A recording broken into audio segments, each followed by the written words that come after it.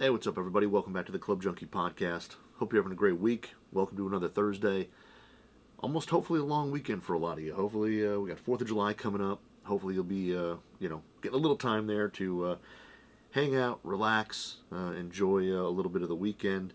And, it's another week. Got rolling here. Before we get into everything today, just want to let you know this episode brought to you by Titleist Pro V1 and Pro V1X golf balls. And we all have different ability levels and goals, but one thing we share is a desire to bring our best every time we tee it up. And it all starts with choosing a golf ball you can trust. The Pro V1 is the best combination of speed, spin, and feel in the game. And the X gives you a higher flight, firmer feel.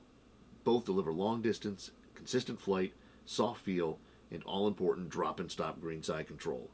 So whether you're Justin Thomas, Jordan Spieth, or Nelly Corda competing at the game's highest levels, or simply striving to be the best you can be, tee up a Pro V1 or Pro V1X and always bring your best. So yeah, the Pro V1, Pro V1X. I think I've said it before. I've been playing a little bit more Pro V1 lately. Was an X guy for a while. Just not like that higher launch, but yeah, it's Pro V1, Pro V1X. Check out Titleist.com. Check out the new balls. And, let's start another week. Excited. Taking next week off. Yes, I'm going to be off. I'm not going to be, I'm going to be working very little. I mean, I think every day, all the people nowadays, when you take a vacation, it seems like you're always still doing a little bit of work. So I will still have my laptop with me when I leave, but heading down to the parents' place down in Coldwater, Michigan for the week, next week. So I got 3 or 4 tee times set up. For sure 3. I think 4th is always the question if I can get away with the 4th one there. But for sure playing about 3 or 4 times next week, which is exciting. And just be nice to get away, hang out, sit on the beach, sit in the water, sit on the pontoon, whatever it is. Just hang out. I'm going to bring the hardest thing for packing for me is because I'm one of those guys who, when I go down to there, I've already left clothes and all that. Like, I don't really have to bring much with myself. Basically, I bring down some golf shoes, maybe a pair of golf shorts, and that's all I need for a weekend. That I have bathing suits. I got everything down there that I need. But this week, when I go down for a week, I definitely need to bring a little more. But the hardest thing, I mean, clothes-wise, whatever, I'll grab some shorts. I'll throw a pair of shoes or 2 in the car, and pretty much ready to go there. The hardest thing is club-wise, what am I bringing? Because I've I really need to bring like 2 full sets in a sense. Like, I want to bring a good amount of stuff down there, but it's also one of those where when you walk out there with 2 full golf bags and all that, the wife kind of gives you a strange look. Like, what the heck are you doing? We're only going to be gone for a week. You're only playing 3 or 4 times. Like, why do you need 2 full golf bags? The car's already full of stuff. You got to pack for a week-long trip for a 2-year-old and, bring some toys and all that stuff. But it's one of those, I want to bring a bunch of stuff to hit. Like, and the more golf I get to play, I don't get to play this many rounds that frequently. So, to bring a bunch of stuff down there and try a bunch of stuff. And, it's just one of those things where that, for me, is the hardest part of packing. Because if I don't bring 2 bags, I got to stuff it all into 1 bag. And then it's, okay, what am I bringing? So, and with drivers, like, I mean, I've got 5 good drivers in a sense that I like. So it's like, all right, which one am I, which ones am I going to bring down? I don't think I should bring them all. And then what shafts am I putting in, different ones and all that. So there's a lot going on in my head in terms of what I'm packing. And I got to pack my stuff up tonight and get ready because after work, tomorrow, we're out. And so it's one of those things where I don't know if I'll do my Q&A next week. We'll see what kind of time I have. I know Tursky and I are also going to be struggling. If you listen to the show TG2, Two Guys Talking Golf, with myself and Andrew Tursky, that one's going to be interesting because I'm going to be gone. He's going to be traveling. He's going actually to the Open. He's going to the Scottish Open and the Open Championship. The next 2 weeks, him and Greg, so both going to be on site, which is super exciting because they don't go to those very often. It's really expensive. It takes all the travel, all that. But there are going this year, so we're gonna have what's in the bag stuff and all that for next week. For the next 2 weeks from over there, and him and I with the time change and all that stuff. Like, how are we gonna record? And so I don't know. So there's a lot of stuff up in the air. So next week's shows could be very interesting. I'm gonna record this show next week. It's probably gonna be shorter, but I do. When I get out there, I'm going to play. I want to try out I'm going to play with that Titleist 60 or the Vokey 60T grind. I'm going to play with it tonight, but I'm also going to play with it at least once again before I record. So I'll have minimum of 27 holes in on that thing, and then I'll talk about that. But there's a couple things I want to talk about. So next week I still will do my show. It just may be from down there, and there may not be my lovely shaft backdrop may not be what you see. You may see something else, or a blank white wall, or whatever. But we will try to get it done. Like I said, if you're a TG2 fan, which maybe some of you are, that show's going to be interesting, because we don't know how we're going to pull that off yet. But we'll try. We're going to try to figure it out. So if not, there may be a cool show with 2 different guys. It might be Greg and Andrew out there. So we'll see what happens. But we'll get you some content, that's for sure. And then so right now, today, got league tonight. It's Thursday, so got league tonight. 60T grinds going in, and we're going to try that out. I know a ton of people are yesterday when I did my Q&A. Like I said, if you want to follow along, I do a Q&A on Instagram at Club Junkie Pod, and I just throw up in the stories. Ask me some questions. I try to answer whatever questions I can, and you get everything from what do you think of this, down to some pretty in-depth, like, fitting and building questions, all that. So if you have any questions, anything, look for me. I try to do it on Wednesdays. Sometimes it bleeds over to Thursdays, and I've had 1 or 2 that bleed over to Friday, but it's sometime in the middle of the week to the end of the week. I open that up and try to answer some questions, and it's fun. I'm glad that you guys like to jump in there and ask some stuff. So I enjoyed as well. But going on there, a lot of people there asking about that T grind and how it performs yet and all that, and I hadn't put it in play, so I didn't really have any responses to how it played yet, but I will have that starting this evening, and like I said, I'm going to play it next week as well. And so far, Tursky and again, if you're, I know I'm kind of promoting my other show, but if you're a big fan of Tursky and I, or like to hear what we have to say, I know that show has kind of turned into more of a tour equipment type setup, but this week it was kind of fun. We both did our What's in the Bags, kind of went through, and if you go to @TG2WRX on Instagram tomorrow, you'll be able to vote to see whose bag you like the best. And it was pretty fun to go through our What's in the Bags, and he surprised me a little bit with what was in the bag. I did not expect a couple of the clubs, which was pretty interesting.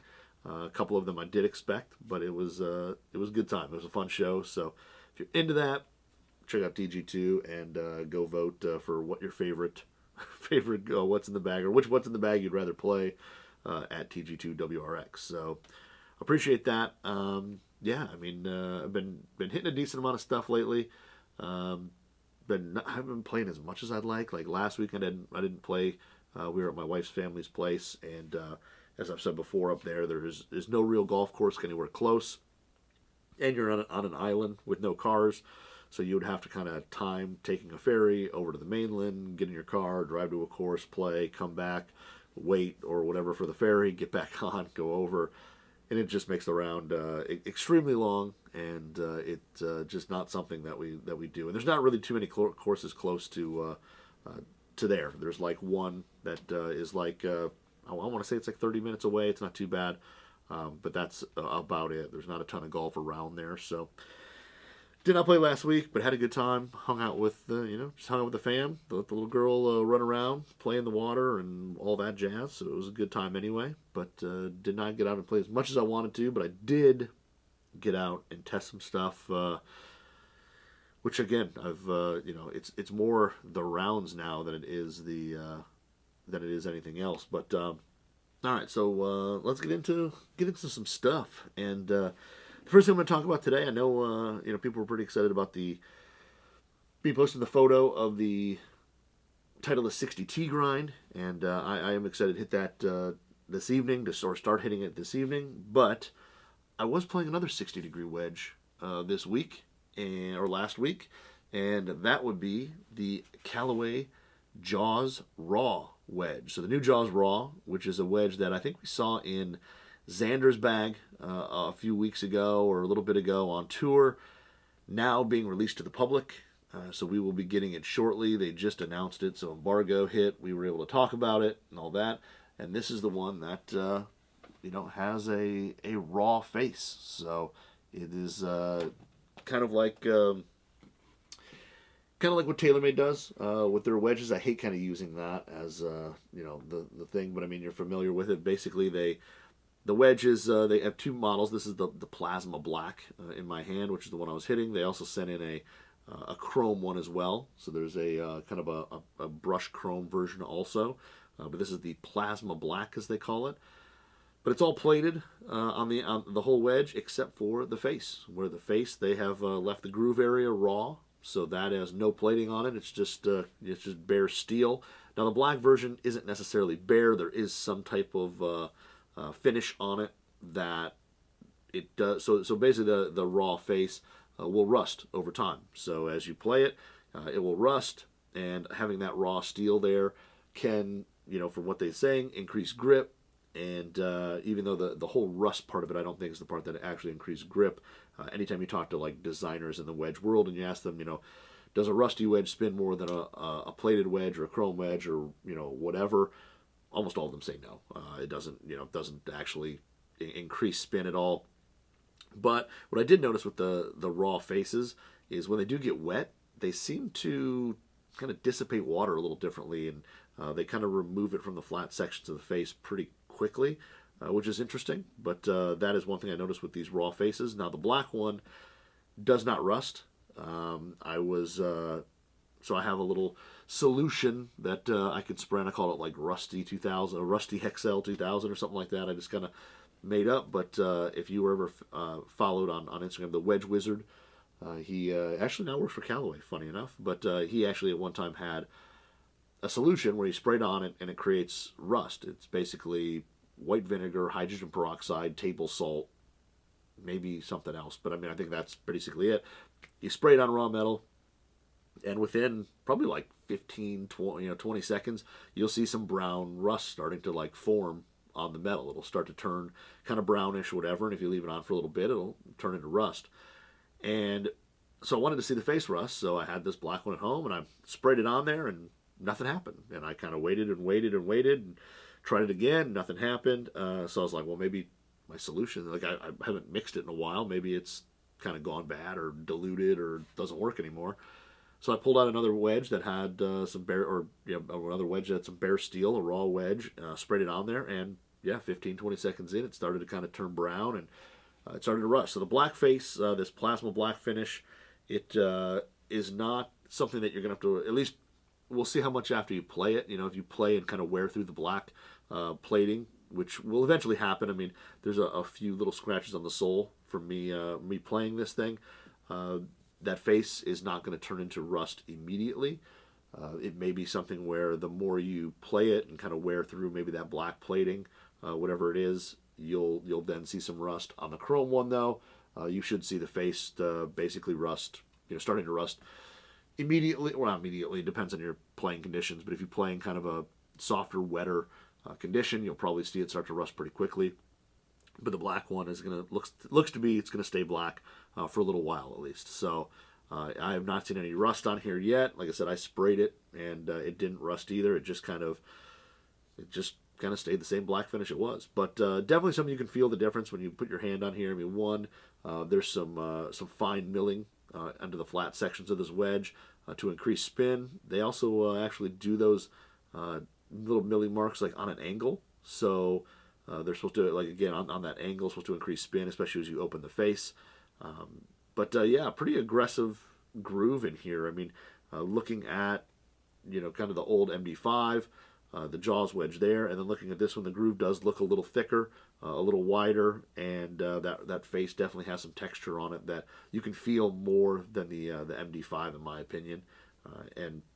I was messing around. Like I pulled the MD5 I had off my shelf and kind of looked at that as well. But definitely a rougher feel on the face of this wedge compared to the MD5.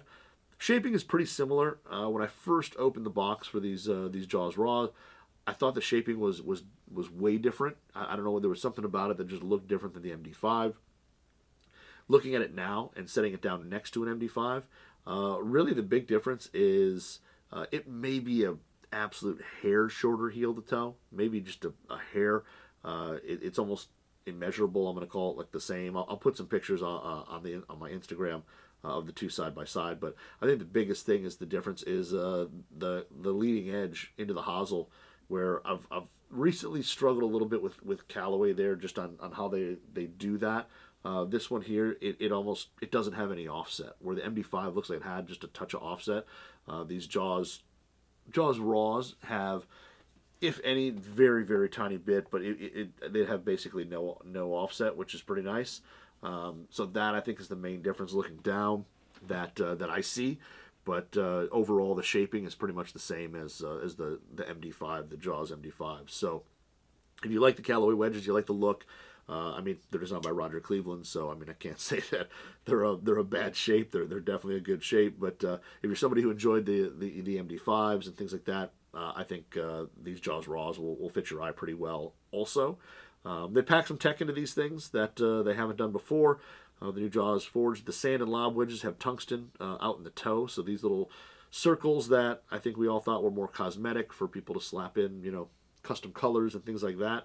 It looks like they're putting tungsten out in the toe, or as part of these four dots, 2, 4, 3, 1, however many they do, are going to be tungsten now.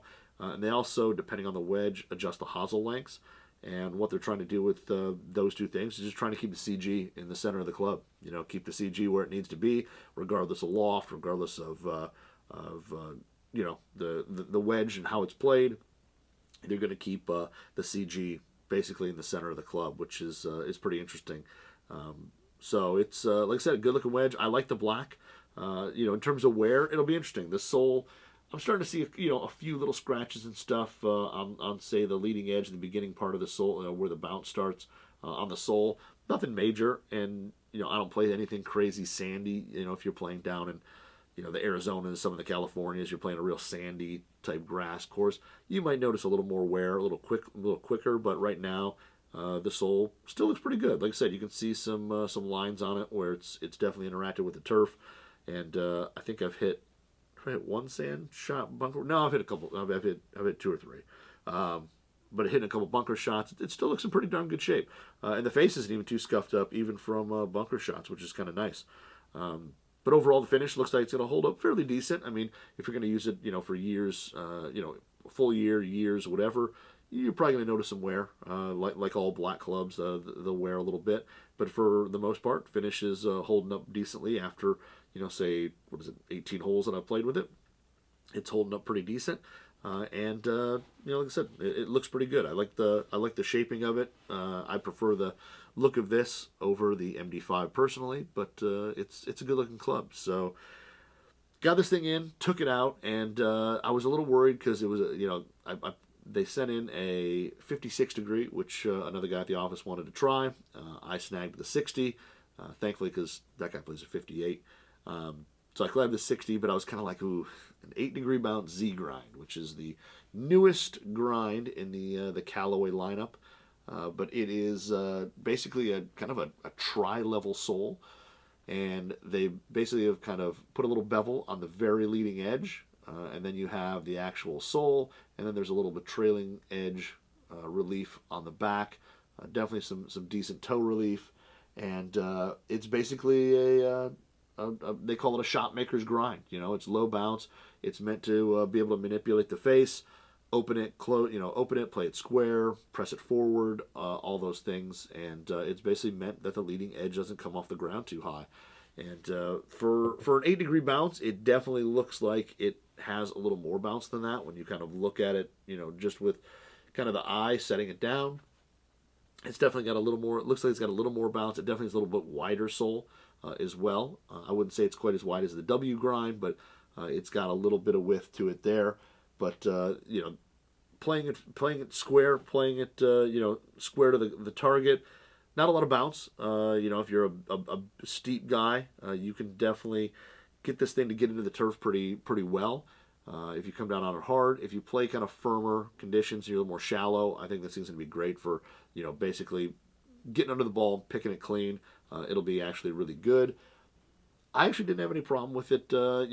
Granted, the courses here are pretty, at the moment, pretty kind of firm for Michigan. We haven't had a ton of rain lately, so stuff is definitely a little firmer. I haven't played it in the traditional, really soft conditions that we typically have, but it's been a little firmer here, which is probably why actually I played it so well. Is out there, like I said, it was kind of firm. I wouldn't say it's crazy tight, but everything off the fairway. But that grind it worked great for me in the firm conditions here. I mean, hitting it, kind of, I wouldn't say full shots because I don't hit 60 degrees in full shots.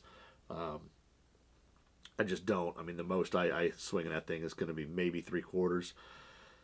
But hitting shots off the fairway, it actually performed really well. It didn't dig too much. Again, like I said, being a little firmer, didn't dig too much. As soon as that kind of leading edge got into the ground, you can tell that the beveled front definitely helps it not to dig too much, and that little wider sole kind of gets it through the turf. And I was kind of expecting to take bigger divots than I did. I think they were pretty much were they as shallow as say I would have had with a D grind? No, but they were not as deep as I thought they were going to be. They were not as long, and the club actually got through the turf fairly well. On stuff where I was just trying to kind of pick it and play it a little more shallow, the sole works great. It just kind of glides across the turf or just into it and comes out. I mean, if you're just basically shredding the grass blades down to the dirt and that's it, it glides through that really, really well. It's extremely smooth. It gets through the turf pretty quickly for as wide as the sole is when you're kind of playing a little more shallow. Especially, I played a couple just little, I came up short of the green, and a lot of the pins were kind of tucked last Thursday, or not tucked, but they were pushed forward, so there wasn't a lot of space to land it. So I actually played more of this club than I typically would. A lot of those shots had the pins been in the center of the green, back of the green. I probably would have played, a 54 or 50, even a pitching wedge in some of those situations, depending on the spots. But with the pins kind of pushed up front, and like I said, not a lot of space to land the ball and let it release when you're talking about these, 30, 40-yard shots. I played this club a little more. I hit a little more, a few more shots of these, and I tried to kind of stay shallow and just kind of pick the ball, let it pop up, hit and release a little bit. And those shots are really easy. I mean, if you're coming in, pretty neutral, that club is basically going to hit the turf. That front edge is going to kind of, raise it up as it hits, and then the rest of the sole just glides through. And, like I said, as wide as the sole looks, that trailing edge relief, I mean, it gets through there pretty quickly and pretty easily. It's pretty effortless. Now with it, like Callaway describes it as, a shot maker's grind, somebody who likes to open the face and play different shots. For me, if you're playing super tight lies, I think that leading edge still does come off the ground a little bit. With how wide the sole is, there is trailing edge relief, but it's not super aggressive. And I feel like you open it up a little bit on some tight lies, the leading edge does come up a little bit. Out of the rough, it was totally fine. I mean, you open it up and you basically add a lot of bounce when you open it up. There's a lot of, I guess you call it effective bounce when you open up the face, but a lot of bounce. So out of the rough, the grind was actually really good. I never really worried about, is there no sole there? Am I just going to slide under the ball and catch it super high in the face? It was none of that. I actually hit it really solid out of the rough. But the grind works really well there. In the sand, it's actually really, really solid, especially if you're opening the face a decent amount. There's just a lot of sole there, and there ends to be a lot of bounce, and it floats really well. I will have to say that as much as I've dogged St. Clair Shores Golf Course for having terrible bunkers in the past, they've actually gone through and dumped some sand into a lot of them. So there's a couple bad ones still out there, but a lot of the ones that were out there before or previously that were really bad, they filled some sand in, and they actually, it's not, PGA Tour or, Florida white powdery sand, but it is definitely more, it is sand, and it's, loose, and it's not compacted, and it definitely is nice to play bunker shots out of there. But out of the sand, you open that face. There's just a good amount of float. So if you're somebody who struggles in the bunker a little bit, putting putting this club in, opening the face a little bit, you're going to have consistent contact with bunker shots. Playing the first bunker shot I hit was I think it was on 15. It was at 15. Hit a great tee shot. I was dead center of the fairway. Yanked a pitching wedge, left, hit the bunker. Total fried egg. Thankfully, well, with the previous sand, it could not be a fried egg because it was so rock hard. But the sand, total fried egg. So I walk up. I'm just shaking my head. This thing's brutal, and the pin wasn't like crazy tucked up to the left because the bunker basically takes up about half the green, and so it's on the left side, but it takes up about half the green. There's some green behind the bunker as well, so the green kind of wraps around it, and but the pin was pretty much like just like a little back of center in terms of where it was located, but it was in the center of the green, so there was some green to work with, but not a ton.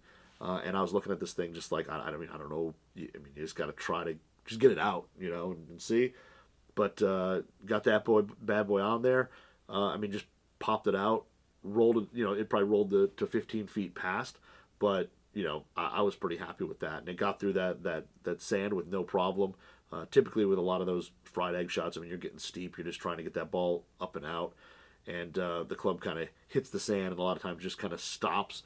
And this thing here actually floated through pretty well. I was pretty surprised. It glided through that sand with less ease or with more ease than other wedges. But standard bunker shots with the ball just sitting up, again, super easy. Like I said, when you open that face, it does, as it kind of hits the sand, it just kind of stays right there. It doesn't dig into the sand. It just kind of hits and floats through.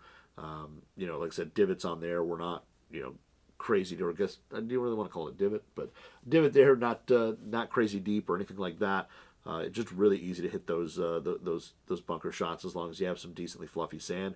If you're playing rock hard sand, again, you're going to have to kind of watch where that club is getting into the sand because like I said, that leading edge does come up just a little bit with this sole grind. But overall, I think that sole grind is really good. I think it plays a little higher than 8 degrees of bounce.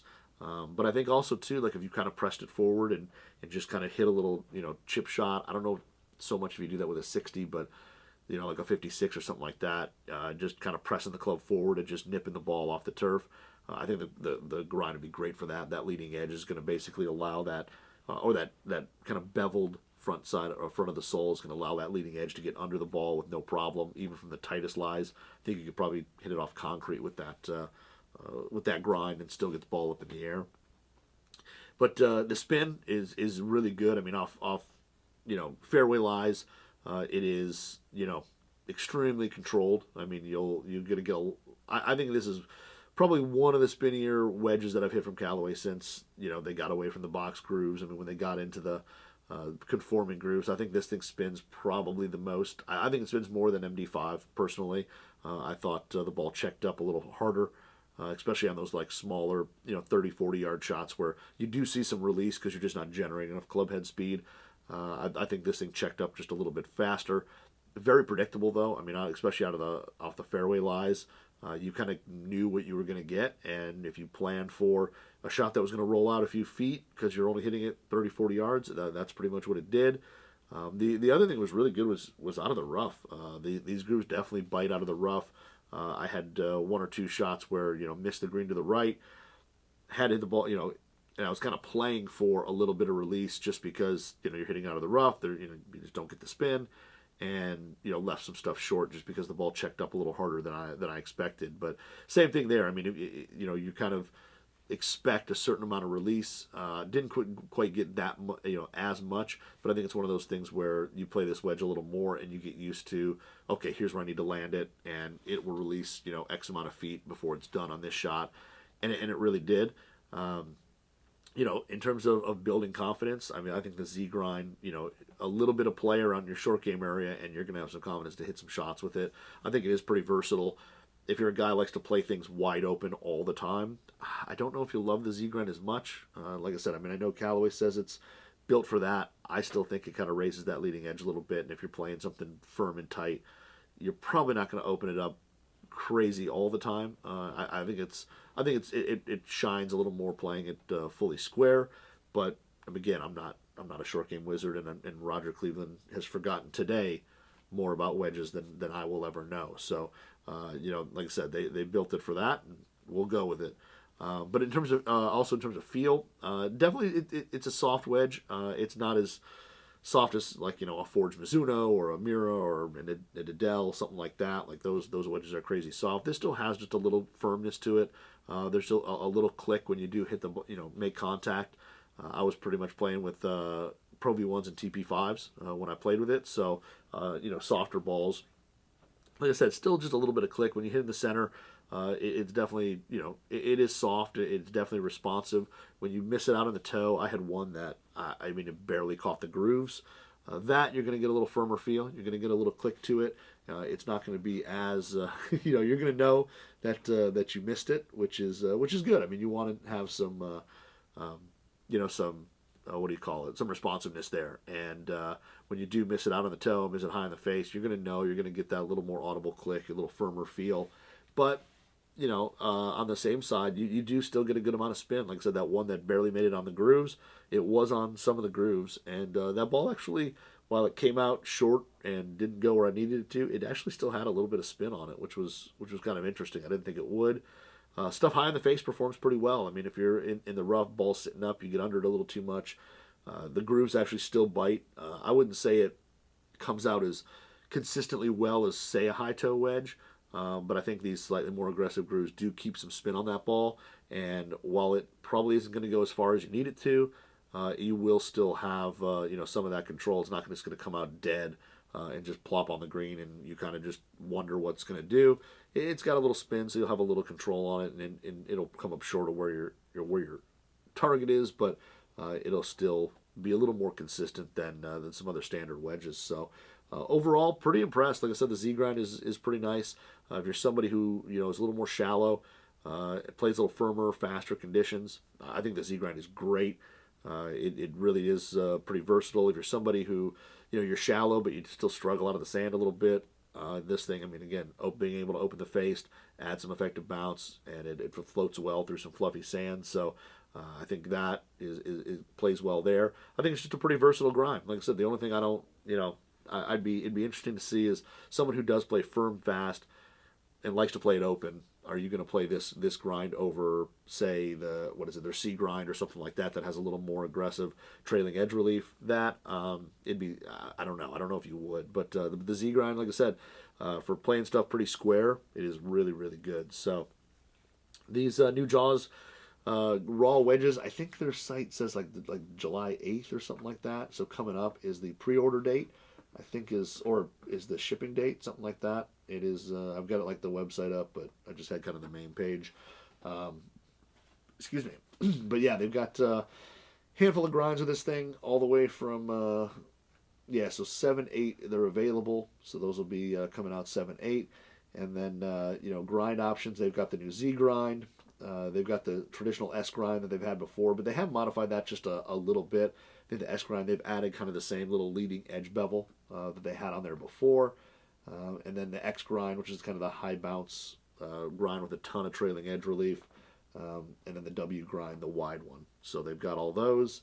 Like I said, and then specs, you're looking at everything from 48 degrees all the way down to 60 degrees in the black finish. Or is that a black finish? Yeah, maybe the chrome has a few more, but basically 48 to 60 are all available, so you can play anything there. The 48's an interesting one. I mean, I get it because stuff's getting stronger. It would be interesting to see if they would have put a 46 in there for a pitching wedge. But yeah, 48 all the way down to 60, and when you get into 60, you basically have the 4 different grinds. Same thing with like 58, and then 56, you got the S and the W. So handful of grinds for whatever you're looking for, but really good wedge. Like I said, I like it over MD5 personally. If you gave me the option, I'm going to play the Jaws Raw. Like I said, I like the shape a little bit. I like that less offset into it. The transition from hosel to leading edge is just a little cleaner. It's not quite as angled, or not angled. It's not quite as rounded off. So it's pretty good looking wedge. I was impressed with it so far. I'm gonna bring it down again next week. Kind of hit it next to the T grind so we can kind of get a little comparison in terms of how the two play, since they're both lower bounce grinds. But yeah, overall, really impressed with the Jaws Raw wedge. So it'll be interesting to see. I can't wait to see when the other guy in the office brings that or plays a little bit more with that the chrome one, just to see how that face looks, how the rust looks and all that. But it'll be interesting to see how that comes out once he gets a few rounds into it, gets a little dew or moisture on that club face, and lets it naturally patina.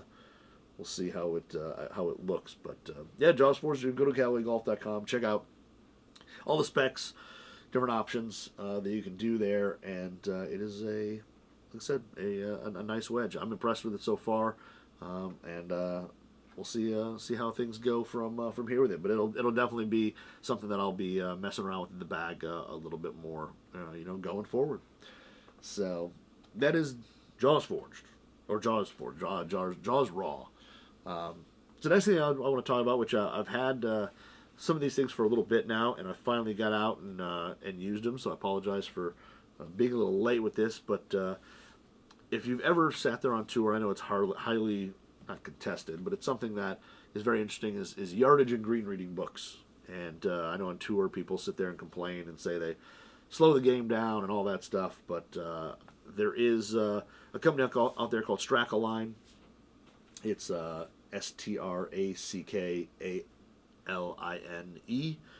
Strackaline.com. But they make green reading and yardage books. They make a ton of stuff, but green reading and yardage books are kind of their main thing that they got started in. And they make them for a ton of courses out there, and you can get either one. You can get just green reading books. You can get a yardage and green reading combo.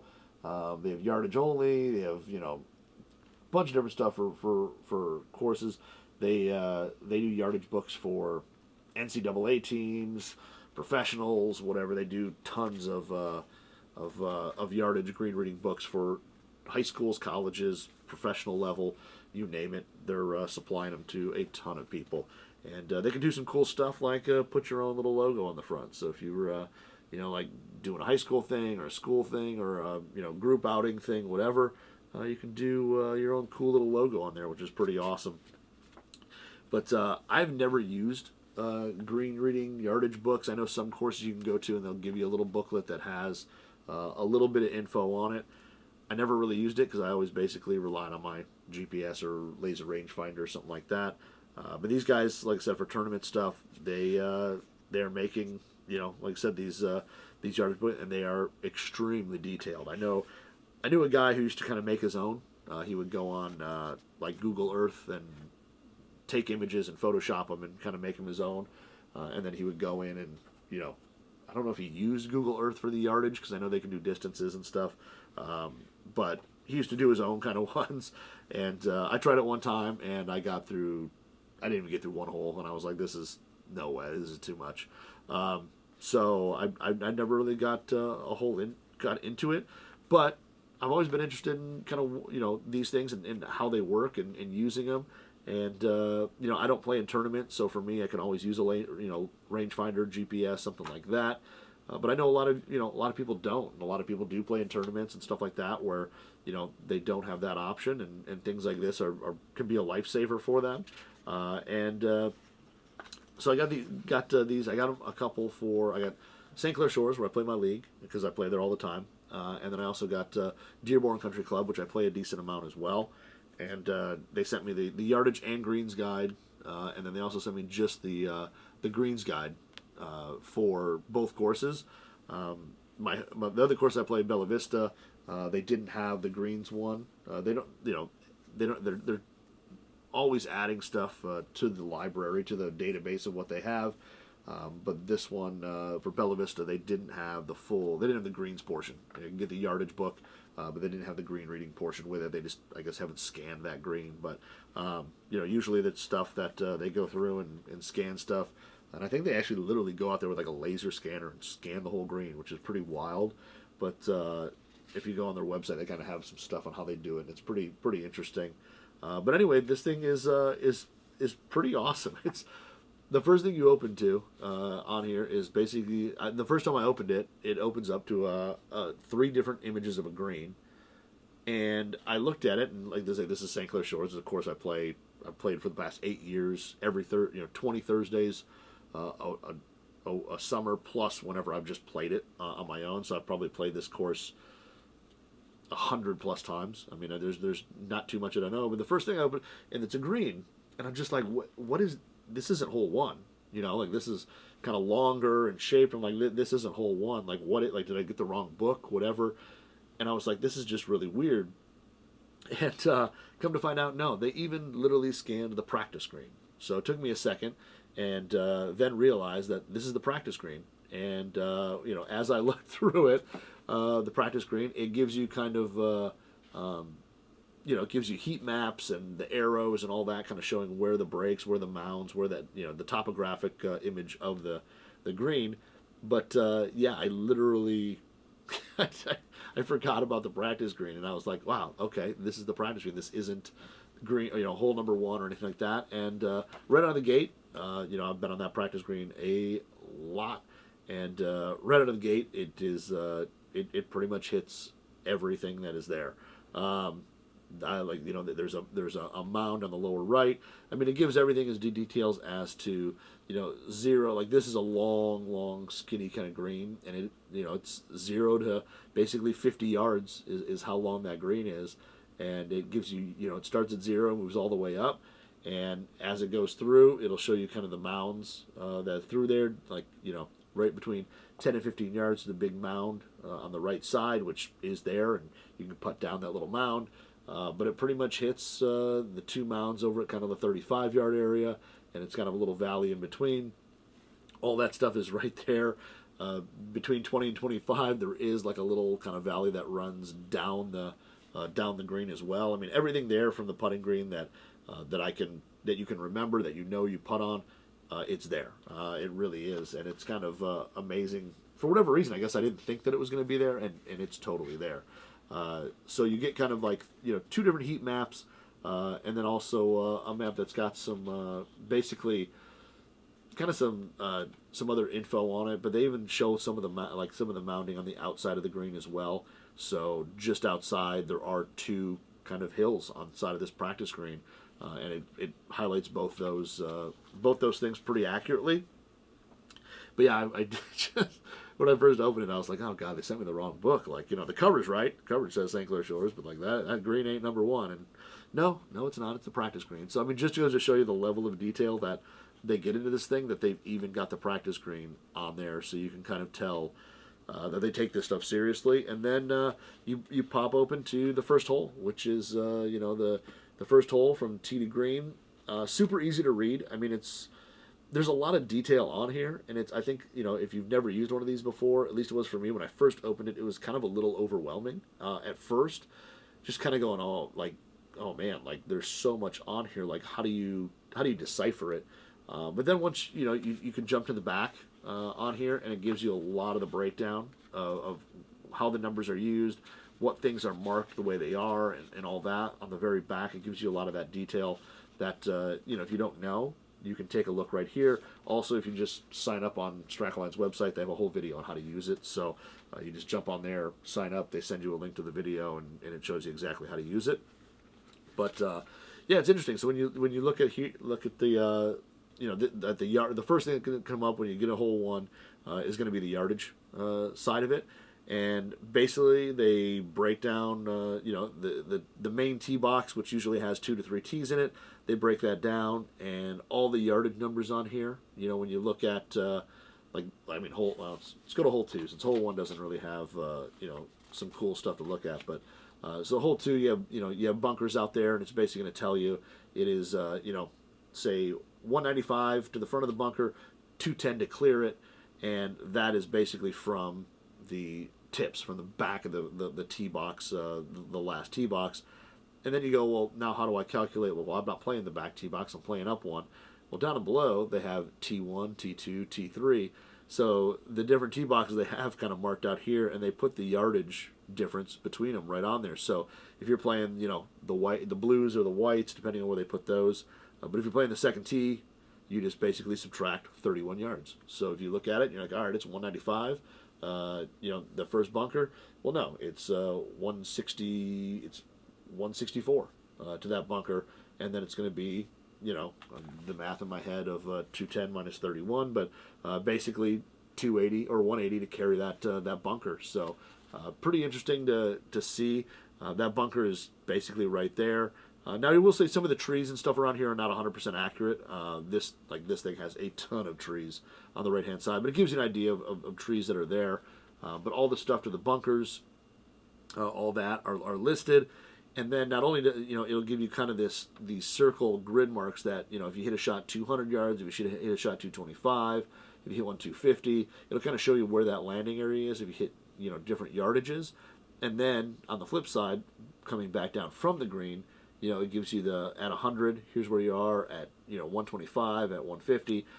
So you kind of have, it's a little easier to gauge, one, where do you want to hit it, and two, when you're there and you're out in the fairway, how far are you away? They've even got some little details of, they show the width of the fairway as well. So, at this point it's 27 yards wide, but down here near the bunker it's only 16 yards wide. And they've even got some of the little, kind of depressions or, drainage areas even kind of marked off in here that, again, at first I was kind of like, what are those? And then, looking at the hole going, oh, yeah, that's there's a little ravine there that, is kind of used for drainage. But, excuse me. But yeah, I mean, realistically, it's pretty detailed. There's a lot going on here in terms of information, and like I said, there's some stuff on there that at first you may kind of not know what it's for, and then the more you use it, like I said, you watch the video they have, or go to the back of this thing and get some. Like the one thing originally, I was kind of like, oh, there's like a +2, a +1. There are these green dots, or markings in the fairway that say +1, +2, plus whatever.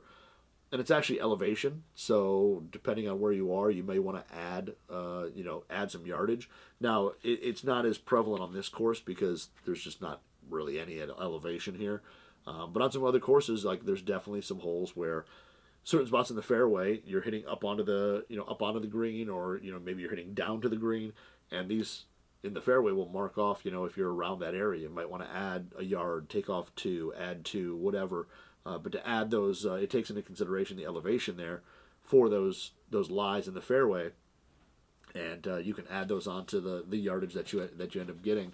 But yeah, I mean, you look at every map here, it kind of shows you have the green, like I said, the kind of the topographical spot. You have the arrow showing kind of where that ball is going to move and where those the green kind of tends to lead the ball, and then you also have, you have the bunkers in there.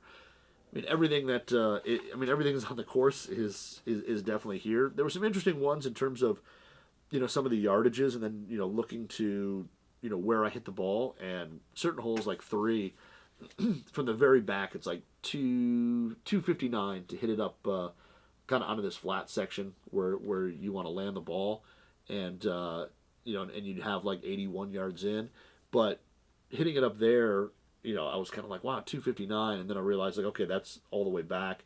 You got to move it up, so, you move up another, 15, but I'm like, wow, I still get hybrid out there pretty far when I hit it really, really well. That's like a 230 shot, so pretty interesting there to see that.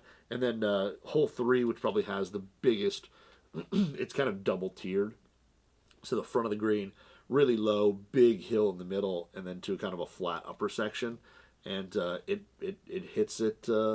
It's right on the head. I mean, you see exactly where that hill is. Everything that breaks down to the right here, everything from left to right on that green when you come into it, all covered right there. So, I mean, it's one of those things where, like I said, playing a course that I've played, looking at a course that I've played 100+ times, it is kind of cool to see, all those things that that green are right there. I mean, they're definitely right on there. I mean, I think somebody who's, if you had this in your pocket for the, just even for the greens, and you went and played St. Clair Shores, having never played it before, I mean, this thing hits the nail right on the head. I mean, everything there, even the little subtle, front part of that green where it doesn't really look like it a lot of times, but this, it's in kind of a little bowl, and sometimes that left side doesn't necessarily look like it breaks as much as it does. It's all captured there. It's all there, which is pretty awesome. But yeah, I mean, a lot of these things, hole 4, where there's a big pond that covers kind of the right side. 243 from the very back, and again, I play that hole with we play from the back tee box, but it's usually the tees are up a little bit. They're not on the very back edge. Yeah, I mean, I played as basically 230, and that's probably about right. I mean, take about 10 yards off there, and I play that shot as I try to hit something below 230. That way, I still have an easy shot into the green. So all this stuff is pretty awesome. I mean, it's extremely detailed. I mean, all the bunkers there, on the left and right hand sides, the pond. This green here again, yeah, kind of has some decent undulation to it, and it's all heat mapped out really well.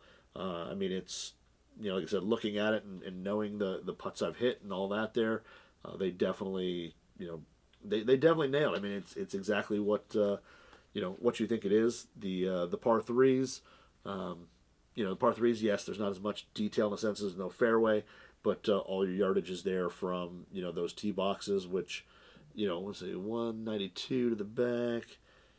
Take off 21, 170, move it up. But yeah, I mean, it's like I said. I mean, you're looking at. I mean, everything there is pretty much spot on. I mean, when you use your laser rangefinder, that flag is always kind of in that mid 160s to 170s.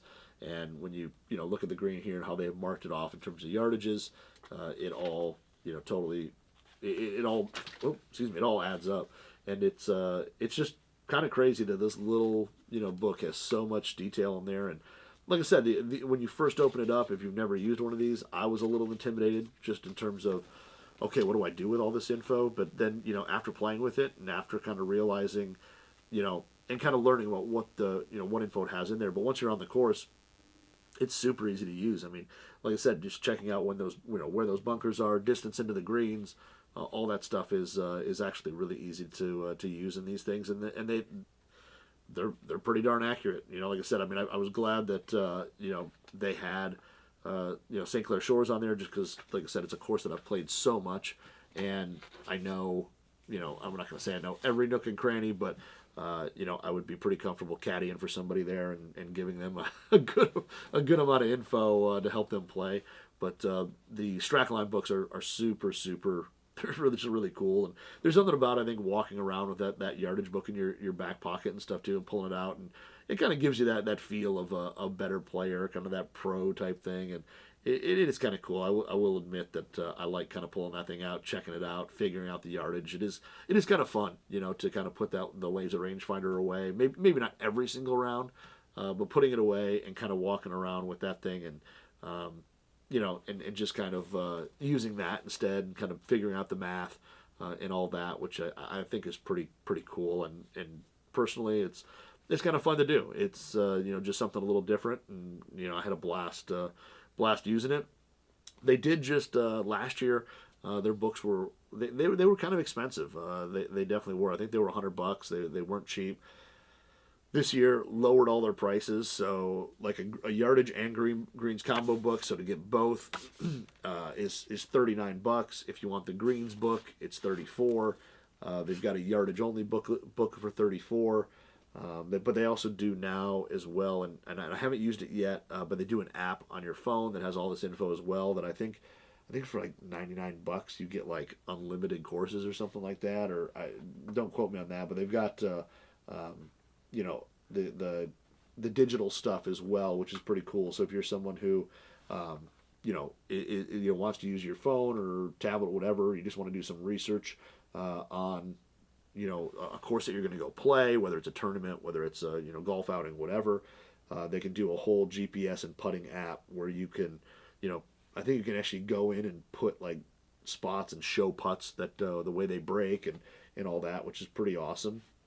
But they have a ton of stuff on there in terms of the digital side as well. So if you're somebody, like I said, who's into the digital side, or like to use your phone for that kind of stuff, they do have like a GPS and putting app on there for people who want that. But it's they're pretty cool. Like I said, it was fun to use it. It was fun to mess around with something that the pros use, something a little more old school, make you figure it out yourself, and it does kind of bring a little different aspect to the game, which is pretty fun. So had a blast using those. Like I said, if you check out strackaline.com, and it's STRACKALINE.com. Check them out. You can search for all the courses, all the stuff on there. It's pretty cool. And like I said, I had a lot of fun. I've had a lot of fun messing with these things. It's pretty cool. So anyway, I think that's all I've got today. Hopefully you guys, like I said, have a great weekend. Have a great 4th of July. And, we'll see, like I said, the next couple days will be interesting, how we're going to pull off some shows and all that, but we'll figure it out. So, again, guys, have a good weekend. We'll talk next week, and we'll see you later.